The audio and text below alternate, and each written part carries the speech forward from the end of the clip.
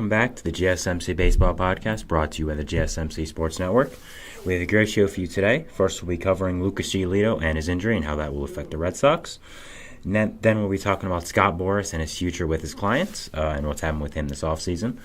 Then after that, we'll be talking about some wild card teams from last year and how they can improve and make it past that round. And finally, we'll be discussing some general news around the league, some news I wanted to talk about. But before we do that, I would like to ask you to please like and follow the show. We also get a number of questions from viewers, so to ensure that your question does get read on the air, please use the link gsmcpodcast.net. It really does help the show. It really does mean a lot, so thank you so much for that. Also, 51% of you watching our content are now subscribed. So, we make great content here, not just me, but all the other great content creators on this channel as well. So to make sure that you get all our content, whatever it is, please do press the subscribe button. Please do press the bell notification. Get notified every time we upload. So, it really does help me. It really does help everyone. So thank you so much for that. And, without further ado, let's get into our first segment of the day. And that is going to be talking about Lucas Giolito and the Red Sox. So this morning, some news broke that Lucas Giolito was in danger of missing the entire 2024 season. We heard about him having to go to an MRI. We weren't sure how serious it was, but it came back pretty serious. And as Jeff Passan put it, he has a partially torn UCL and flexor strain, and in his words, could miss the entire 2024 season. Now, this is pretty unfortunate for the Red Sox, of course, considering Giolito was probably their one and only big free agent signing. Was brought in there on a 2-year deal, kind of a prove-it deal after a rough season last year with 3 different teams. Not often that you have a notable player play on 3 different teams. So, just how the situation fell for him. But, the Red Sox signed him to a 2-year deal, figuring there's a lot of upside there, and if he didn't fulfill it, they could just move on after a year or so. And this is not a great start to his tenure. A partially torn UCL and flexor strain is probably as bad as you can get. You could get Tommy John, I think. I'm not sure what is going to happen. But, it's not great for the Red Sox. After that, we're going to talk about how much does this really affect the Red Sox. And we're going to talk about it here, but I think it affects them a good amount, First of all, you look at that pitching depth right now. You have Brian Bayo, Nick Pivetta, Cutter Crawford, Garrett Whitlock, Tanner Houck, all good pitchers, but you didn't really have anyone with kind of ace potential maybe outside of Bayo. And I think they brought in Giolito to kind of be that guy, got to be the guy who can, be at the top of that rotation for them. And, they already had made some adjustments with him in spring training about adjusting his pitches, his throwing motion, all that kind of stuff, just making him better from, the disappointment of last year. Because before that, he was a really good pitcher, for the White Sox. When the White Sox were good, he was really good. He was one of the top deadline arms who got traded to the Angels, of course. So he was a really good pitcher very recently. It's just it kind of all fell apart as soon as he went to the Angels and the Guardians. So, the Red Sox brought him in as a kind of a frontline guy, and now losing him is pretty bad. Now, again, it's not hopeless for the Red Sox because they do have, again, good pitching depth. They have Brian Bayo, who I've said multiple times on this podcast that I'm extremely high on. I think he can be a very, very good pitcher in this league for years to come. Nick Pivetta is fine. Cutter Crawford, fine. Garrett Whitlock, Tanner Houck, fine. It's just kind of the pitching staff's kind of a representation of the whole Red Sox team right now. They're fine. They don't really stand out that much. They're not too bad though. They're just okay. They're fine. And I think you have a potential in a guy like Giolito who could have made you better than that and could have kind of done more than that for your pitching staff. So I think it is kind of a loss here. It's not good for them, and I think the potential now for them to sign a starting pitcher is greater. They're still, of course, you still have the top 2 guys out there like Blake Snell, like Jordan Montgomery, but even other than that, you have some mid-tier guys. You have Michael Lorenzen, you have Mike Clevenger, who you could potentially look at if the Red Sox are serious about not really. I don't think they want to win a World Series because I feel like if they wanted to, they would have been in more heavily on other kinds of players in the offseason. Maybe like an Ohtani, who we heard had interest in going to the Red Sox. He probably wouldn't have signed there, but even going harder at him than we kind of heard about, I think would have been would have shown that they were serious about winning a World Series. And there's nothing wrong with not wanting to win a World Series. But you have to have a plan in place if you're trying to toe the line between competitiveness and rebuilding, which the Red Sox are trying to do. And I think Giolito was the perfect signing for that. A guy who had potential to be better than he is, but at the same time wasn't going to cost so much and wasn't going to automatically get you in that World Series status. So I think going back to the free agent equation, we've heard a lot about them with Jordan Montgomery specifically because of the connections he has there. Played in the East Coast for a long time. No qualifying offer attached, which is good for the Red Sox if they're trying to rebuild in a sort of way because they want draft picks. Also, his wife works in Boston. He's been training out in Boston in the offseason, so you have that connection there. So I think the Red Sox definitely make a lot of sense for Montgomery. You've heard a lot of rumors connecting them to him in the past few days or so, especially, one about that he had a Zoom meeting with them over spring training. So, yeah, I definitely think Monty makes a lot of sense to the Red Sox specifically. Looking at the other guys as well, you have Blake Snell, who does make sense because he is a top-tier starting pitcher, and that's what the Red Sox need, simply put. I think I feel like if the Red Sox wanted to sign Snell, though, we would have heard them connected. We've really only heard Snell connected to the Angels, Giants, and Yankees as notable teams.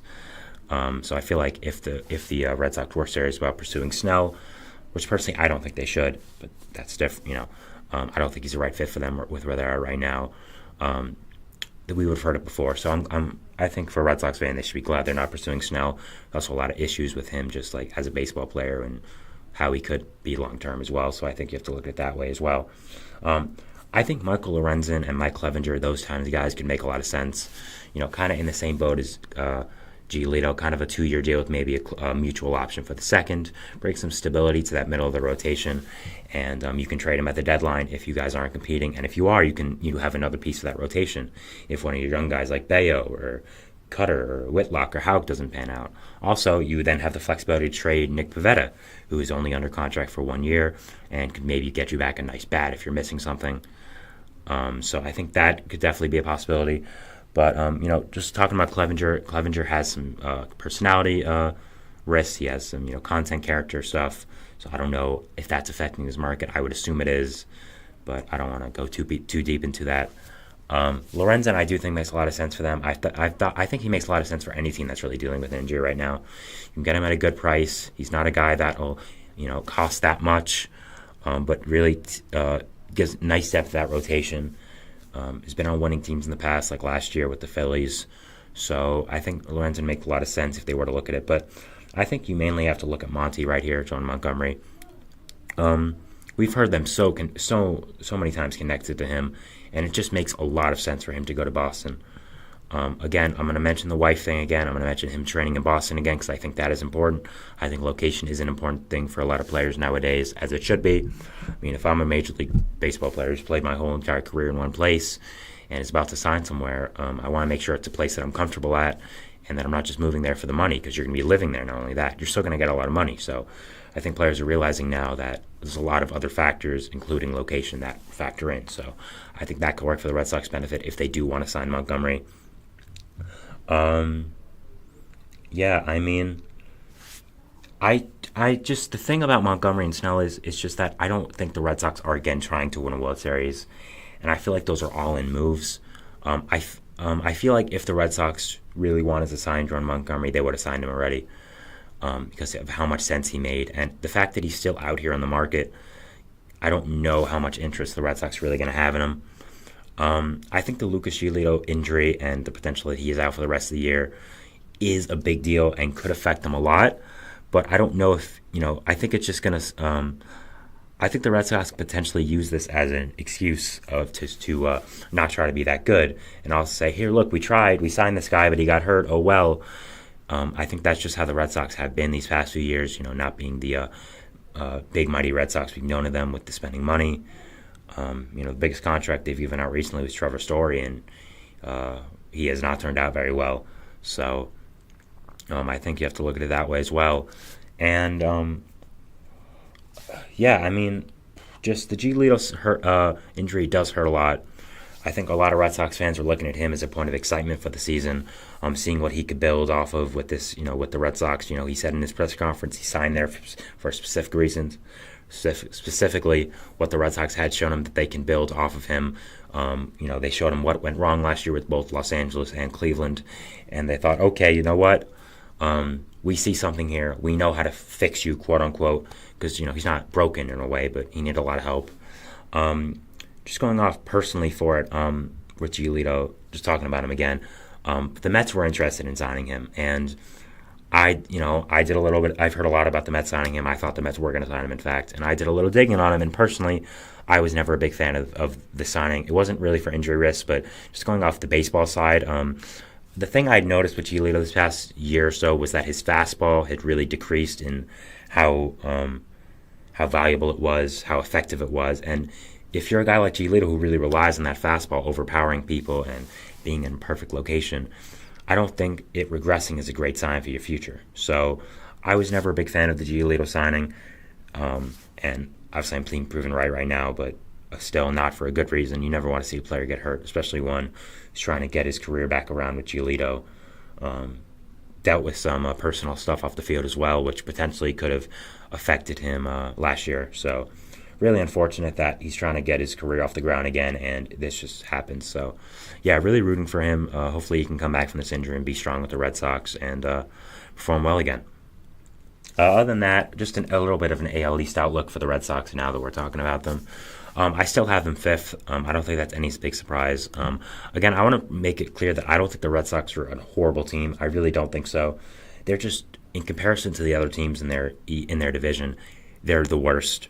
They're obviously worse than the Yankees and the Orioles, who are arguably the two best teams in the AL. I don't think anyone's arguing that. But even the Blue Jays and the Rays, those teams are still very good. And simply put, with the Red Sox, with how much question marks they do have in that rotation, in that lineup, they are fifth. Now, they're going to have a bright future. You have guys like Marcelo Mayer, Roman Anthony, Kyle Teel, Cedeno Rafaela coming up through the ranks, but Nick York as well. But that's not for next year, maybe the year after that. So right now, they're not. I don't have them going very far. I have them fifth in the AL East. I don't have them in a playoff spot, of course, because if you're fifth in the AL East, it's not possible for you to make a playoff spot. So, yeah, just an interesting scenario for the Red Sox right here. Of course, not great with Giolito and what's going on with him. So, yeah, not a great start. I'd have the Red Sox right now probably in the third tier of teams. You have true contenders, which is Orioles, Yankees, and Astros, in my opinion. Then you have the really good teams. I would say that seems like the Blue Jays, like the Mariners, potentially the Rangers. And then after that, you probably have teams that are just also I'd put the Rays in there as well, even with the question marks they do have. And then after that, you kind of have just a bunch of question marks. You have teams also in the second tier, I'd put the Twins. Sorry, I don't know why I'm forgetting teams. But in the third tier, you'd have teams like the Red Sox, like the Guardians, like the Tigers, like the Royals, other teams as well, like the Angels, who are okay, but you don't really know what's going to happen with them. You don't really know how they're going to perform this year and all that kind of stuff. So, yeah, it's going to be very interesting to see what happens with the Red Sox now, where they go from here, how much the Giolito injury does affect them. And who knows, maybe this could all go away and he'll be fine, but I doubt it. As, Passan said, it's looking to be serious. So, yeah, not great news for the Red Sox, but it's kind of something they're expecting now with how the Red Sox have been these past few years in the way the organization has been and the way they've ran it. So, yeah, that's our first segment here. We're going to go to a break, but first we're going to talk about our second segment a little bit, which is going to be about everyone's favorite guy, Scott Boras. So, yeah, we'll just talk about him, what's going on with him right after the break. So, yeah, we'll see you after then. So, bye. I feel like I'm losing my mind. Is everybody in the world blind? Please, Lord, give me a sign, a sign. I feel like I'm losing my mind. Is everybody in the world blind? Please, Lord, give me a sign, a sign. I wanna be the greatest. Everybody on the fake shit. I look around and feel like everybody is the fakest. I make this every day and I'm impatient, hoping one day I blow up from the basement. Statement, the top is so vacant. I don't hear shit that I think is amazing. Waiting for my day when I'm playing sold out shows for 1,000 faces. Hey, give me that crown, get in my way and to be put down. It ain't your place, all this my town. If I want that shit, then I'll get it right now. I'm losing it, the noose it fits some lucid shit, a stupid myth. You choose to live or choose to dip. You choose to fight or lose your grip and lose a gift. Oh, I feel like I'm losing my mind. Is everybody in the world blind? Please, Lord, give me a sign, a sign. I feel like I'm losing my mind. Is everybody in the world blind? All right, we're back here on the GSMC Baseball Podcast, bringing you our second segment. But before we do that, I would like to ask you please to, again, like and follow the show. Subscribe, donate, gsmcpodcast.net. All of it does help. So thank you again so much for that. It is always appreciated. All right, we're going to move into our second segment here. And I previewed it before, of course. And we're going to be talking about every baseball fan's favorite guy. They all love him, Scott Boras. Every baseball fan loves Scott Boras, don't we? Obviously, I'm being sarcastic. We are not the biggest fans of Scott Boras, considering he holds up the market every year. But could times be changing? I think that's really what I want to talk about here. And now the first talking point I have for this is kind of dramatic, but I think it's kind of due in a way, and that is, have the owners finally defeated Scott Boras? Again, kind of dramatic, but what we know about Scott Boras is he puts big prices for his free agents. He doesn't panic. He always takes as long as it takes to sign. We've seen it the past few years, and we're seeing it this year now. We saw it this year with the Boras Four, who two are still out there, two have signed. It's spring training still, and two are still not signed, and two others were not signed by spring training. Of course, they signed now, but still. But looking at that right now, he held out big deals this offseason for all four of these players. Two have signed, and both Chapman and Bellinger did not get the big deals that they wanted. Chapman got a 3-year deal with $54 million. That's really a 1-year deal, assuming he plays well this year and opts out. Bellinger, same thing, 3-year, $90 million deal, and he can opt out after 1 year if he plays really well.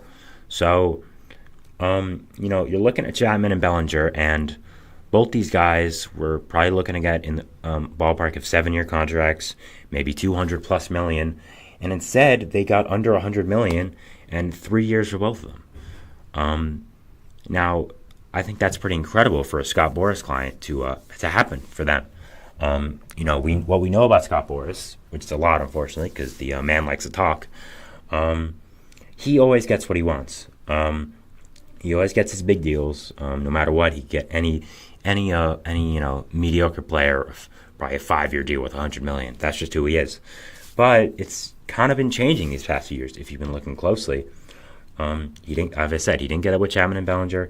He's probably not going to get it with Snell and Montgomery. He may get it with one of them. He might luck out in that way, but I don't think he's going to get it from Montgomery. I think he'll get it with Snell, but even if he doesn't, I wouldn't be surprised. So, yeah, I think it's really interesting to see about, what's happening with Scott Boras, what does his future look like, and what is going on with his players right now. Just going back 2 off seasons as well, you had Carlos Correa, a franchise shortstop, a guy who can be a leader for a team, a guy who always plays with a chip on his shoulder, one of the better shortstops in baseball. And he was looking for, a huge deal, like a 10-year deal worth $300-something million. We had a lot of teams that were in it. We had the Cubs we had the Cubs a lot.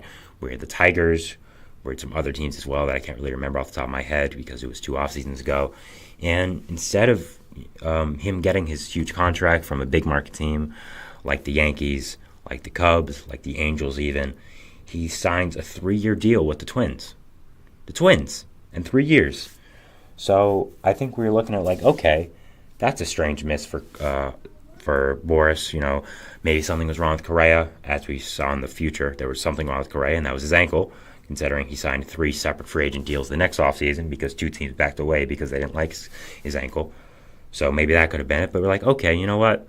It's fine. It's just one player. Boras always gets what he wants. Maybe just one player, didn't get it. And then you see Chapman and you see Bellinger. We're like, okay, they're waiting out for the big contract. Boras is going to get it. He'll always get it. And then we see Bellinger. He didn't get it. He got 3 years. We're like, okay, that's interesting. Boras took that. Then we see Chapman. He took the same. We're like, wow, okay. And now we're hearing with Snell and Montgomery that they're probably going to get the same thing as well. And it's, begs the question, are the owners revolting in a way against Scott Boras? And personally, I don't want to go whole conspiracy thing here, but I think they are. I think the owners have had enough with the years and years of Scott Boras, the way they've fleeced teams, the way he's, wanted so much money from teams, for players that maybe aren't worth it, and has always gotten his way. David Sampson, who's a former Marlins GM, he has a great clip from his podcast about Scott Boras, what it's like negotiating with him. Look it up, David Sampson, Scott Boras. I'm sure you can find it on YouTube or something. It's very, very informative and very, very interesting. So, I think it's worth talking about, and I think it's worth wondering. Okay, has the mighty Scott Boras finally been, taken? Like, have they finally, found his Achilles heel and found the way that you can finally not get into his ways, his evil ways of Scott Boras. I do think a lot of it is the owners just getting tired of his BS and getting tired and saying, okay, if you're a Boras client, we're just not going to give you the contract you want. Again, they still got contracts. They still were notable. It's just the fact of they aren't what we're used to for Scott Boras clients,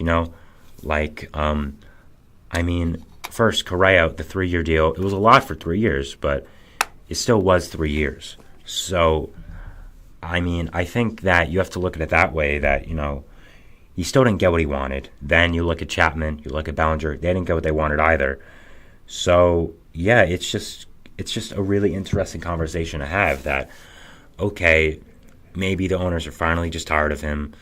A lot of owners for the past years before that have taken him off their board, taken any client of his off the board of the free agency or even the draft. We heard stories that teams didn't want to draft Justin Verlander when he came out of the draft, even though he was the consensus number one guy, because he had Scott Boras representing him.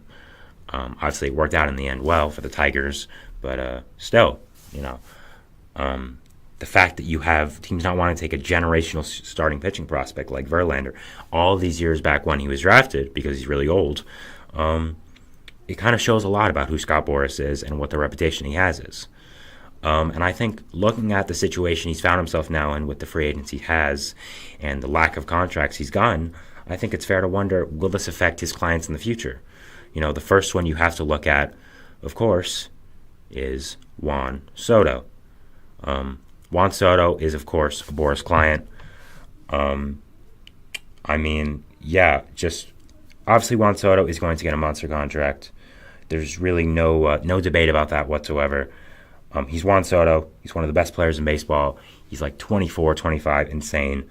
And he's going to get a huge contract, and I think the Yankees traded for him knowing that. I think teams like the Mets, even teams like the Cubs, knew that they were going to have to give him a big contract, looking out for him.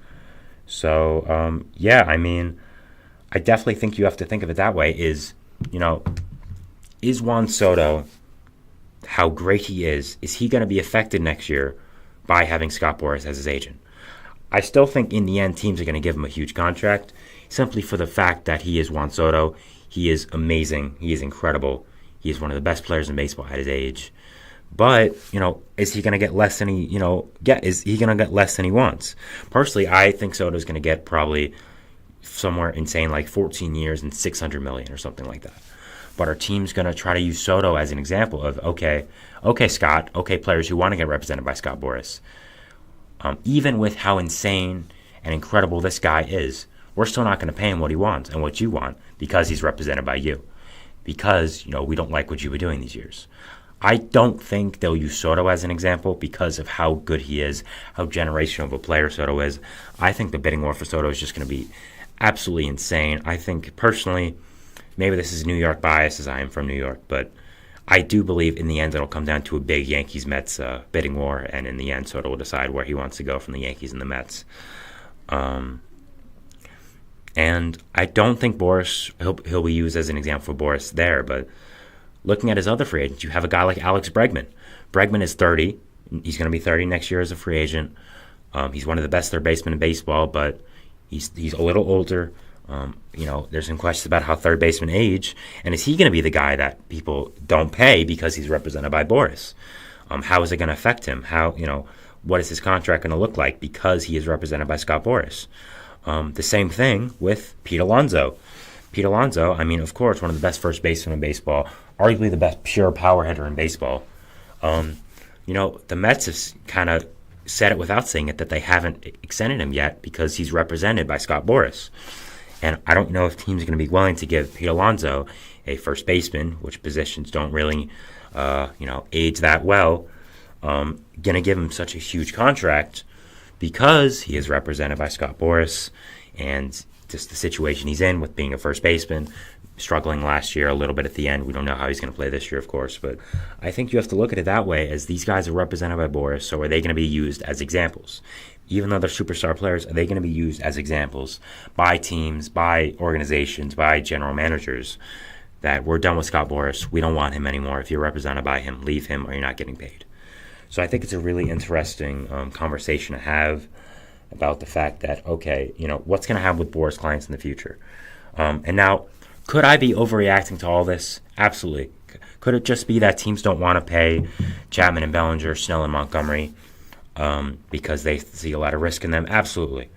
Bellinger has a lot of risk. He didn't hit the ball very hard in his breakout season. Chapman, his hitting goes up and down. Snell, he has up and down seasons a lot. Montgomery, only kind of had his breakout season last year. But I think it's worth noting because they all are represented by Scott Boras, who is just a otherworldly figure in baseball, a guy who everyone knows. I mean, he's an agent and everyone knows who he is. That's, how notable he is. So I think it's a real conversation you have to have.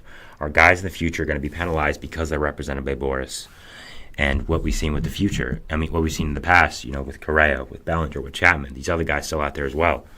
So I think it's really interesting to going to see in the past few years what happens with Boras clients, what happens with Boras himself. And I think the Chapman and Bellinger signings are just in a way of, I think they're kind of showing that the owners in solidarity are kind of moving against Scott Boras, have agreed not to go after Scott Boras clients so heavily because they don't like him. And you can argue if that's right or not, but Boras has done a lot of things. So I think there's a lot of ways you can go with this argument. But yeah, it's really interesting for me to see what happens in the future with these guys, what happens because they simply are represented by Scott Boras. And again, I think it's just super, super interesting of the fact that Chapman and Bellinger, Boras wasn't able to get big contracts for them. These are the kind of guys he would feast off of in the past few years. Guys who he could prove had great seasons this year, could probably get one desperate team to overpay for them. But instead, one went back to his original team and one went back to a team that we all thought we was going to go for relatively low prices. So, yeah, baseball could be changing the way of agents and Scott Boras. So it's going to be really fun to think about in the next few years and really interesting to see. So that is our third segment here. We'll take a break, but that was our second segment. Sorry, we're going to take a break, but our third segment is going to be about wildcard teams. We'll talk more about what this means after the break. Teams that made the wildcard and how they can improve, and we'll talk about it after. So we'll see you after the break. So thanks and bye.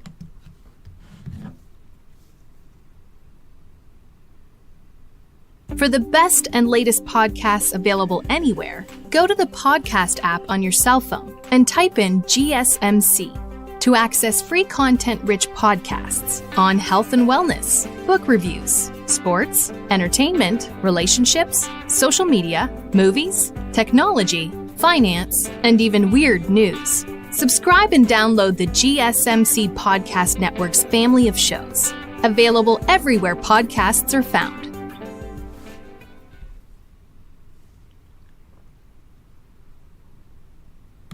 All right, we are back here on the GSMC Baseball Podcast, bringing you our third segment. And our third segment is going to be about wildcard teams and, just talking about that and how they can improve. So on Wednesday, Thursday, Friday, around that time last week, I started talking about teams that made the playoffs and didn't win the World Series and how they can improve, how they can get past that, because it's really interesting. They made the playoffs last year, and what's going on with them this year and how they can improve and all that kind of stuff. And I started off with the teams who made it to the World Series, then who made it to the championship, division, and now we're here at the wild card. So these are four teams who did make the wild card series, of course. They're the four teams who, lost in the wild card series. And it's just talking about, to me, how they can improve, what their plans are for this year, and how they can maybe get over the hump and make it to the championship or World Series. So, the first team we're going to be talking about, we're going to start off with the NL, and that is the most interesting team of the bunch, the Miami Marlins.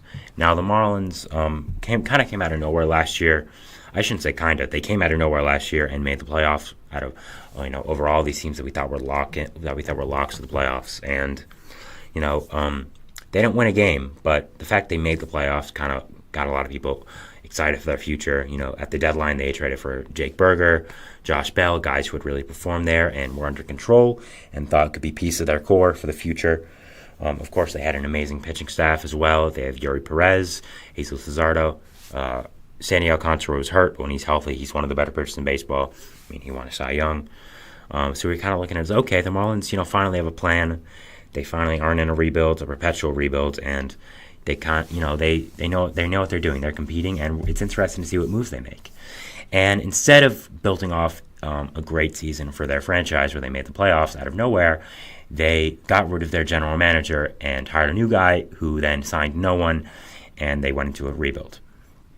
So, yeah, the first domino for me was getting rid of K-Meng. She quit, technically, quote-unquote, but it's also because they wanted to hire someone above her. It just made no sense for me to fire her and kind of force her way out.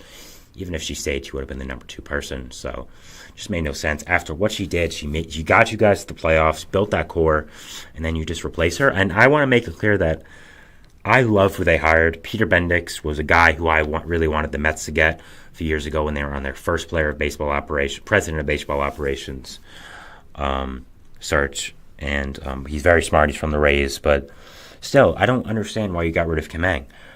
She did all she was asked. She made the playoffs, and maybe you didn't think there was a long-term future for her, but could have waited another year, see what she had in store for you. So it was just a really interesting, it's just a weird thing for me to get rid of the GM who brought you to the playoffs.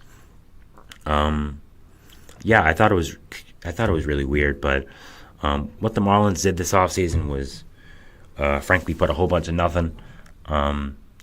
They had a key free agent like Jorge Soler, who instead of re-signing, they did not even offer a contract to, which did not go well for them. So sorry about that, little background noise. But it's just I don't understand why they're entering a rebuild. I guess Peter Bendix is a really smart guy who was with the Rays for many years, didn't like what he saw, but still, they still have some young players. Who I think they could build around, especially in that pitching staff, of course. We know how elite that pitching staff is, especially with young talent for the past few years now.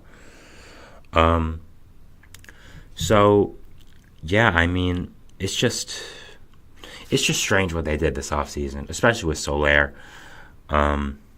So they obviously are entering a rebuild. I don't think they're going to make the playoffs this year. They could surprise people because of their pitching. Maybe some of the young hitters they pick up and they have could, really break out. Maybe Tim Anderson will go back to 2019, sure. So I don't think so. And it's kind of, it's an interesting choice to go back to a rebuild if you're Peter Bendix. But look, he's a smart guy. He's from the Rays. I would trust him if I'm a Marlins fan. And he definitely knows more than me. So, Marlins back in a rebuild. Instead of building off the surprise playoff berth, they do this. So, an interesting decision, but let's as baseball fans hopefully that they know what they're doing.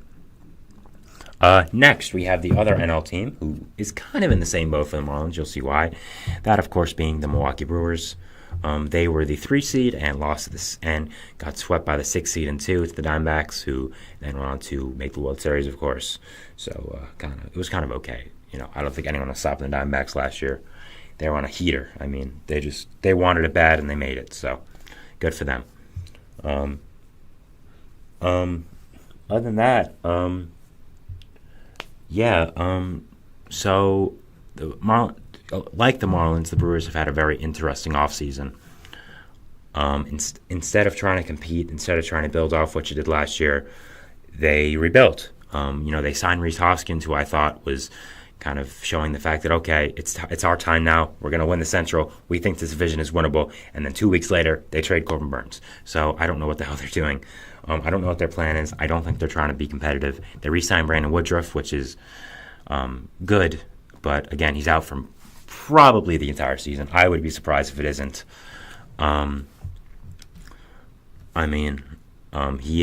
He does have a bad injury, so he could be back in September or October, but I doubt it. So that signing really does not affect them for this season. But they signed Reese Hoskins. They signed Gary Sanchez. They re-signed Wade Miley. They traded Mark Canha as well, who they got last deadline from the Mets. So I don't think they're going to be very good, to put it nicely. I think they know that. They're kind of in purgatory right now, just not too bad to get an insane draft pick, but not good enough to make the playoffs at all. I don't even think they're going to close the playoffs right now. I mean, just off the top, teams I think are much better than them. Sorry for moving around a lot if you're watching on audio. Chair's not the most comfortable, but yeah. But I think teams that are just off the top better than the Brewers. You have, of course, the Brewers, the Dodgers. You have, I would say, the Phillies, the Mets. You have, I wouldn't say the Marlins or the Nationals. I would say the Cubs. I would say the Reds. I would say the Diamondbacks, the Giants, the Padres. So you could argue the Brewers are a bottom 5 team in the NL right now. Their ace right now is Freddie Peralta, and who's a fine pitcher. He's just not really an ace caliber guy, if you know what I mean. And after that, they have Wade Miley, who is fine, but he's probably going to miss opening day. And I don't even though he is, I don't think he can be your number 2 starter if you're trying to win. Which again, I don't think they are. So yeah, I think it makes a lot of sense that they're not going to be that competitive. I think they will be next year, honestly. They have a lot of good young bats, guys, of course, like Jackson Churio, Sal Frelick, William Contreras, guys to build off like that. It's just I don't think a lot of them are ready yet. I don't think they'll be that great this season. So, I don't think they're going to be a big impact this year and try to and kind of will them into the playoffs. I think they have a good future, the Brewers. I think not enough people are giving them credit. But I think that they still need another year to develop the entire talent. I think you could look at potential trades of Willie Adames and Devin Williams at the deadline, which I think are pretty likely to also rebuild that system. You could definitely get a top prospect for Devin Williams. Probably get a middle of the road guy for Willie Adames, depending on how he performs, though. So yeah, that's what I'm talking about for the Brewers here. Just made the playoffs, got a lot worse, and I don't think they're making the playoffs. I agree with their decision they made, though. Frankly, I don't think they should have been competitive. It's just the Reese Hoskins signing is really weird for me if you're not going to be competitive. I guess they want to nurse him back to health and then hope he performs well and then get a good prospect for him at the deadline. So that's, I guess, really where what it comes down to. That's what they're hoping. So, that's what I think of the Brewers. I don't think they're going to get much better than last year. I don't think they improved much. So, that's really it. Next, we're going to move to the AL, and we have a very interesting team, and that is the Toronto Blue Jays. Now, the Blue Jays have had a super fun offseason. Probably not if you're a Blue Jays fan, but at the start, we thought they were going to get Shohei Ohtani. Before that, we thought they were going to get Juan Soto. We heard that they were in talks for Juan Soto. They really wanted a big lefty power bat, and Soto was their guy. And the Yankees were involved, but they wanted to make sure that he can go there, and they didn't. He landed with their division rival. And then we heard, okay, Ohtani signing with the Blue Jays, 100% happening. Some guy on the LA Times or something said that. We thought he was on a plane to Toronto, of course. We knew about that. He had visited their spring training facility. It made a lot of sense. He could get his market to 3 countries now, Japan, USA, and Canada. And instead, he goes to the Dodgers like we all expected from the start. So it's kind of just a waste of everything. So the Blue Jays haven't had a bad offseason. It's just comparing it to what we thought they would get, it is kind of underwhelming. We thought they would get Soto and Ohtani. Instead, they get Kevin Kiermaier, Yariel Rodriguez, and Justin Turner. Now, I do think they definitely improved. Yariel Rodriguez is definitely a big important factor for them. He's a guy who can be a swingman. start some games, come out of the bullpen some games. They kind of have to determine his role as the season goes on. But it was a really interesting signing for the Blue Jays, a guy coming over from defecting from Cuba who also played in the MPB, and getting that kind of contract. So, he has good pure stuff. Might need to add a pitch or two, but I think still will be a good player. They just have to determine his role first, if he's going to be a back-end starting pitcher, a swing guy who's a long reliever type thing, or just focusing purely on being a back-end reliever. There's a lot of potential in that arm. There's a lot of potential in what he can do, and I'm excited to see what the Blue Jays have in store for him. They're a smart organization. They know what they're doing. Justin Turner, again, adds a DH, a great DH to that lineup. Of course, they had Brandon Belt there, who was fine, but I definitely think Turner's an upgrade, even if he's a righty and they wanted a lefty. Still think he's a really good player. He also has more versatility than Belt. Belt could only really play DH and first base. Turner can play first. He can play third if you need him. He can even play an outfield spot if you really need him to. I doubt it, but still. So, yeah, I think Turner provides more flexibility, especially in the lineup if you want to platoon him. So that was good. Kevin Kiermaier, nice re-signing to get him in center field. Always reliable to glove, always valuable to a team. It's underwhelming for their offseason because of what we thought they were going to get, but it's still not bad. I think we definitely have to realize that it's not a bad offseason. So you definitely have to look at it that way and make sure you don't you realize that. But I think they're going to be in the running for the 6th wildcard spot. I think right now the locks are the Orioles, Yankees, and Astros. And then AL Central, probably the Twins. Those are 4 spots. And then after that, you have a lot of good teams who are going to be fighting it out. You have the Blue Jays, the Rays, you have the Mariners, the Rangers, you have the Royals, the Tigers. So a lot of teams fighting it out, but I think the Blue Jays have a good chance at making a 5 or 6 seed. And we'll see how the season goes. We'll see if their pitching depth can keep up as well. And finally, we have the Rays, who also lost in the Wild Card Series to the guys who eventually won the whole thing, in the Rangers. So, it looks not as bad as before because they lost the team that ended up winning it all. But still, losing in 2 is just not good. And they got a lot worse this offseason. I mean, the signings first: Phil Maton, Ahmed Rosario, definitely good signings. Traded. I love the Tyler Glasnow trade for them. He wasn't worth the money they were paying him for just the small market team that they are. I think getting Ryan Pepio is a great move. Johnny DeLuca can help a lot. But the big elephant in the room with the Rays is they're losing their star shortstop probably forever. I've talked about it a few times. I don't want to go deep into it because, the stuff Wander Franco has allegedly done is not pretty. I'm sure we all know about it if you're a baseball fan. If you do not know about it, go look it up. I don't know how you're a baseball fan, you haven't heard of it. But if you're a general sports fan, do look up what Wander Franco did. It's allegedly what he allegedly did, and what's going on there. So losing your star shortstop, it hurts a lot. They have guys who can fill in, like Taylor Walls, like Ahmed Rosario. You could even move Camarino there if you want to. You have Camarino for a full season as well. That definitely helps you with your season, but that's the big problem. You also are losing a lot of pitching. And Shane McClanahan, Zach Eflin is going to be one of the guys. You haven't missed him. Jeffrey Springs, you're missing. Drew Rasmussen. So, of course, you traded Glass now. So, I think the Rays definitely didn't. I think the Rays definitely got worse.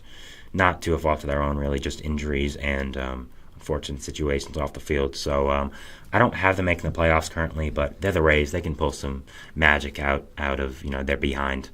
They still have really good players like Zach Eflin, like Randy Rosarena, Isaac Paredes, Junior Camarino, Brandon Lowe. If anyone could do it, it's the Rays. I do find it interesting that 3 out of the 4 teams I mentioned here kind of got significantly worse. I think that's really interesting. Maybe creates a talking point, but I'm not sure. But that's my summary of the wildcard teams for the for last year's playoffs and what happened with them.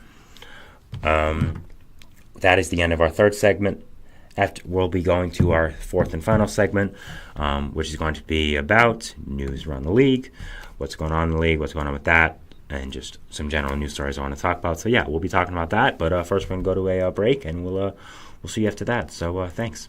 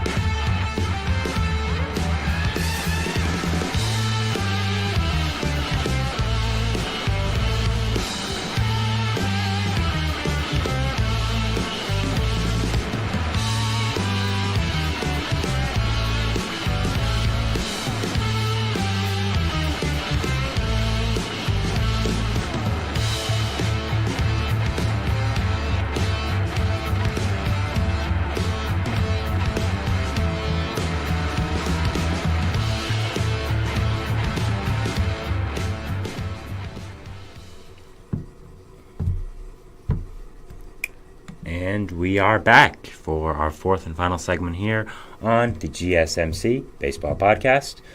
This is going to be talking about what I normally talk about as our last segment. Just some news around the league, stories I wanted to touch on, but I don't think I could have talked about it for an entire segment. So, let's get into it. So, the first one we have is that the Cardinals, reports are that they have not inquired on Snell and Montgomery for the offseason so far. This isn't really a surprise to me. I feel like if they wanted one of Snell or Montgomery, we would have heard about it. I think, personally, they should go after Snell and Montgomery. I don't really think that rotation is very good right now. I don't know why they signed Lance Lynn and Kyle Gibson. It was not good for them. I don't like those signings. I don't like what they did this offseason. I think Blake Snell and Jordan Montgomery would have been great fits. Monty, I understand less because Monty, I understand more if you don't want to go after him because you did trade him. Maybe you don't want to go back on a player you just did trade. But I don't see a reason why you can't give Snell a big contract. Again, there are a lot of question marks with Snell, but you need an ace right now. Sonny Gray's a good player, but after that, you don't have much.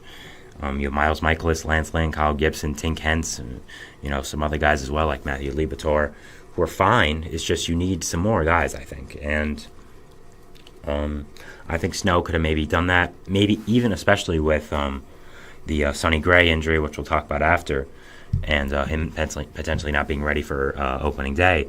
I think it would have made a lot more sense to not only go after Snell and Montgomery, but if one of them wanted to take a short-term deal, go after them then, and then give them that short-term deal that helps you this season. So it doesn't make a lot of sense in my opinion, but I understand why it doesn't make a lot of sense in my opinion, but it makes sense they're not going after them from what they've done in the organization in the past few years. As you've heard, I'm not really a big fan of what they've done. The Phillies have also not discussed Blake Snell, which is somewhat of a surprise. We heard them as being a potential mystery team for both Snell and Montgomery. I thought that both would have made a lot of sense in short-term deals. I still think Montgomery makes a lot of sense in short-term deal. In my last episode, I did predict Montgomery to go to the Phillies, but that was kind of just a shot in the dark because I don't really know where he's going. But I think the Phillies are likely for Montgomery. Them not discussing Snell is kind of a surprise, again, as I thought if you're interested in Montgomery, you're probably interested in Snell, especially on short-term deals. But this could be a sign that maybe Snell doesn't want to take a short-term deal. Maybe Montgomery does. I think it's possible for that to be the case. But, I definitely would have been on a short-term deal from the Phillies for Blake Snell. But they aren't. Next, we're going to another NL East team. The Marlins, Braxton Garrett, one of their top pitchers, has shoulder soreness and may miss opening day. Not good news for the Marlins. One of their younger pitchers, that's kind of one of the top heads of that rotation. Him, Yuri Perez, Jesus Luzardo, Trevor Rogers. You've already missed some pitching now with Sandy Alcantara. But if any team can make up for pitching depth, it is the Marlins. And I think it's not a huge loss for Garrett for losing Braxton Garrett, but still you don't want to lose him still. Like, he's still a really good player. Not great news. There's a lot of pitching injuries going on about opening day as well, so we'll go down the list, of course. But not great news for the Marlins. But if there's any team in the league who can absorb pitching depth problems, it's probably the Marlins. They're just a pitching factory. I mean, we all know this from the past few years. So I don't think it's a surprise. Justin Verlander, we heard about him a few weeks ago. It was like a week ago, actually. Sorry. Again, I'm sorry if I'm moving around. If you're watching on audio, it's this very uncomfortable right now. But gonna keep going here. Justin Verlander, he's starting opening day on the IL. We heard that he was dealing with some injury to start the spring training, but they didn't think it was that serious. It still apparently isn't that serious. It's just the fact they don't want to risk it for how old he is. Where they're trying to go this season. The ending of the season being definitely more important for the beginning. So, they said he's behind in his rehab, and because where he is going to be starting to pitch because of his injury, it just wouldn't make sense for them to put him on the opening day roster. The trade is looking worse and worse right now for the Astros, and better for the Mets. So, not great PR for the Astros, but at the same time, if he's not healthy, he's not healthy. What are you going to do? You could have just re-signed him instead of trading 2 top prospects for him, which you did instead. So, not great for the Astros, but,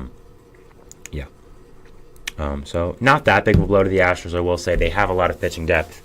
You have Christian Javier, you have Hunter Brown, you have, of course, Framber Valdez, that ace.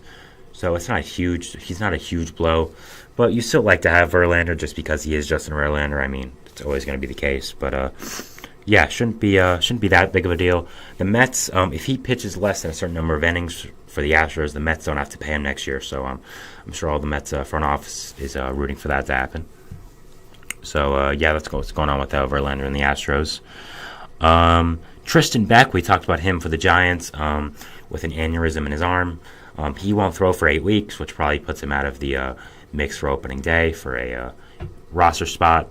So yeah, again, tough blow for the Giants, just losing pitching depth so much for the entire offseason. Speaking of Giants pitching depth, also Sean Hegeli, I apologize if I pronounced that name wrong. He has an elbow sprain and is also probably going to miss opening day. Just tough break for the Giants right here with their pitching depth. I mean, we've talked about the Giants a good amount and their pitching depth as well. Losing guys like Robbie Ray, like Alex Cobb. You have injury. You have question marks like Jordan Hicks. With other guys in the rotation as well. You have Kyle Harrison and Logan Webb as kind of the two frontline guys, the guys you can really rely on. But after that, there's really not much. So, yeah, not great for the Giants, but is what it is. I guess pitchers always get hurt, so there's not much you can do about it. But yeah, if I'm the Giants, I'm still looking at another pitcher, like I said last episode. I think Michael Lorenzen will be absolutely perfect for them. A middle-of-the-rotation guy who can definitely help them with their pitching woes. And if he doesn't have a spot by deadline time, you just trade him. And if he does, because of other injuries or people haven't gone back fast enough, just keep him, make him a valuable part of that rotation. So, yeah, I definitely would look at Michael Lorenzen as a guy that makes a lot of sense for the Giants. We've heard them connected to, of course, a bigger name like Blake Snell. I would look at the Blake Snell and the Giants very heavily in the next few weeks, seeing if something does come together. I definitely think it could. We've heard them kind of be the most connected team to the Giants. We've kind of heard Snell being the most connected to the Giants in the past few weeks. And I think it's possible that he does go there. And he has a lot of connections there, like like Bob Melvin. Sorry, got Boris from the brain from the last segment. So, yeah, I think definitely that could make sense if the Giants do want to get more pitching depth because of the injuries they have, or they just want to get another star like Blake Snell. If they just want to fix the pitching injuries for this year only and not go long term, I think Lorenzen makes some sense, even Clevenger. But again, he has some character concerns, so I don't really know how that's affecting him. So, yeah, I think both those players can make sense for the Giants. And it's unfortunate with the pitching depths they're going through, but is what it is. Pitchers get hurt in baseball. That's just how it goes, unfortunately. Sonny Gray, we talked about him a tiny bit before with the Cardinals. He has a hamstring strain. That's what came back after he left the game early and could start the season on the IL. Again, this is not good for the Cardinals. He is your top pitcher, undoubtedly. He's your big free agent signing. After him, your rotation gets very, very weak. It was weak even with him in it, and with him out of it, it does not get much better. You really want Kyle Gibson or Lance Lynn starting on opening day. Miles Michaelis, Matthew Liberatore, Tink Hence, just not good for the Cardinals pitching depth right now. They have such good hitters, so many good hitters, such a good lineup, such good depth in the hitting part of the organization. And the fact they haven't been able to get the pitching right just kind of infuriates me as a baseball fan. And the fact that you have Sonny Gray being injured and you're not going after guys like Snell, Montgomery, it doesn't make sense to me. So, yeah, I don't like what the Cardinals are doing. Probably going to be one of my big losers for the offseason when we do offseason grades one day. I don't know when I'm going to be doing offseason grade episode. Probably closer to opening day, of course. I'll probably do it when all the free agents sign, so hopefully in the next 2 weeks. Or maybe they'll never sign. I don't really know. So, because that's how baseball's been going. No one's ever going to sign. But we've seen 2 guys sign, so, hopefully it's going to keep going. So, yeah. After that, we have the Padres. They signed Brad Miller to a minor league contract.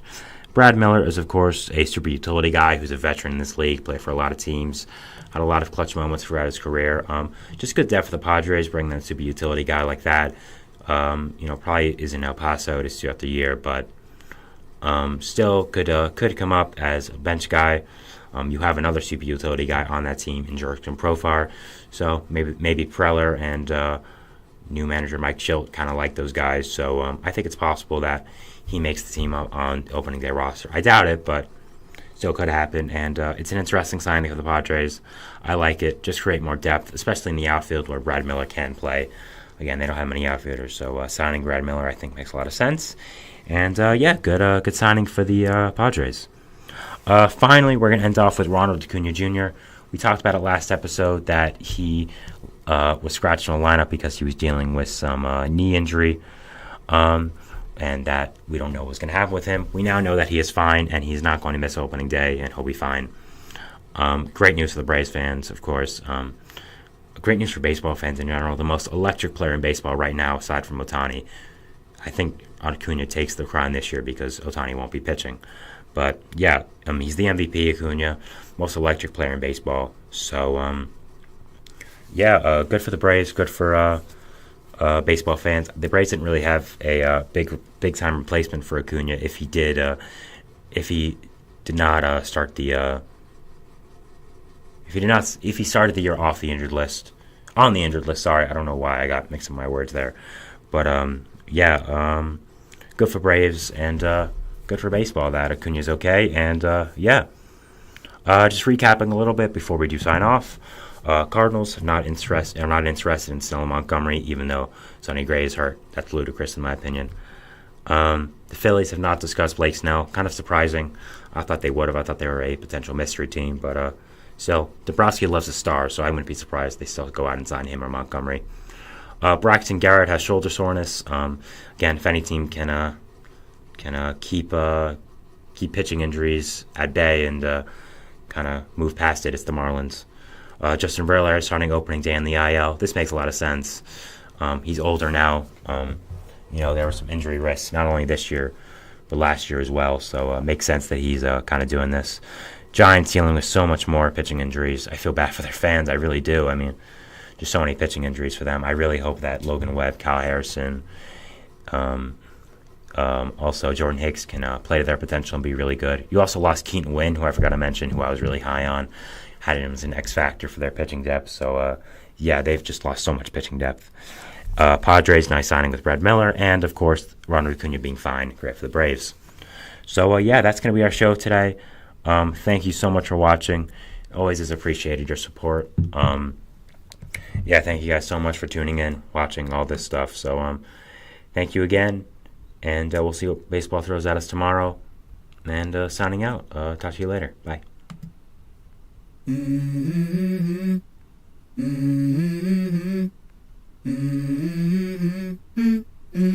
Let's go. I wake up to a little bit of drool on my pillow, feel like it's gonna be a bad day. Yeah, I'm tired of shit, and the coffee ain't hit yet, damn ain't that great.